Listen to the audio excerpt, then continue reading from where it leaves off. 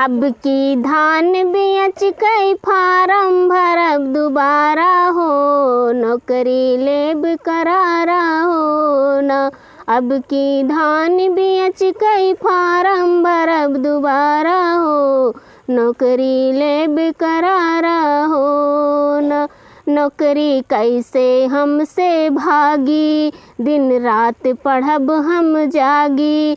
नौकरी कैसे हमसे भागी, दिन रात पढ़ब हम जागी। दिमकवा चोचक राखब, हाँ दिमकवा चोचक राखब, खाई के पिस्ता छुहारा हो, नौकरी लेब दोबारा हो न।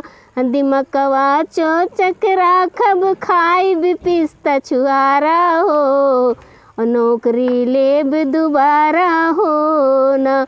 अब की धान बेच के फारम भरब दोबारा हो, नौकरी लेब करारा हो न।